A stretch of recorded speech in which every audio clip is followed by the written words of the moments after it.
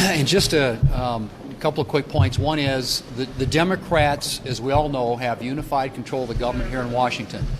They have the House, they have the Senate, they have the White House. They have a procedure to do this at 51 votes. We know it, they know it, the parliamentarian has confirmed it. And they have been told repeatedly, going back to July, as the leader pointed out, there was a letter signed by 46 Republicans saying that they need to use reconciliation. Republicans are not going to be a part of their massive spending and tax spree. So it's been very clearly articulated. There is plenty of time in which to do this, and it's important that the Democrats get started doing it. Their argument or their excuse for not wanting to do it, very simply, is that it's complicated, it takes a while, it's hard. Well, when you're spending $3.5 trillion, the biggest expansion of government in history of this country, and you're raising taxes, the biggest tax increase in the history of this country, and you're doing that in a partisan way through a partisan procedure with 51 votes, it ought to be hard to do that. It ought to be hard to have to borrow all the money that they're going to have to borrow to finance their big tax and spending spree. It shouldn't be easy. It shouldn't be convenient. They should deliver the votes to do it.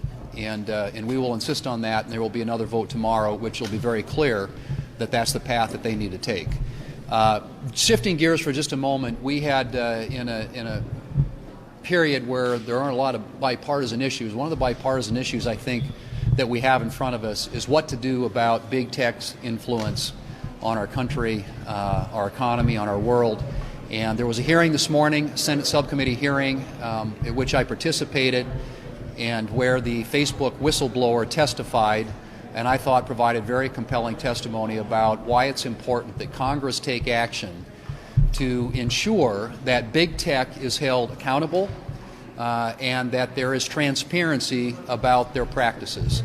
They use opaque algorithms, they use artificial intelligence to moderate the content that people in this country see.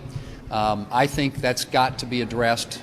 We've got a couple of bills. I'm involved with a couple of pieces of legislation, one which modifies and amends and reforms Section 230, and one which we call the Filter Bubble Transparency Act, which ensures that people in this country have a choice, have an option to, if they want to look at algorithmic manipulated content, fine, but they also ought to have an option to just look at straight content and give the choice to the American people, make it their choice, their option, and it'd be one way of making big tech more transparent and more accountable to the American people. And I do believe, and I hope there's bipartisan support for this, that it's time for Congress to take action.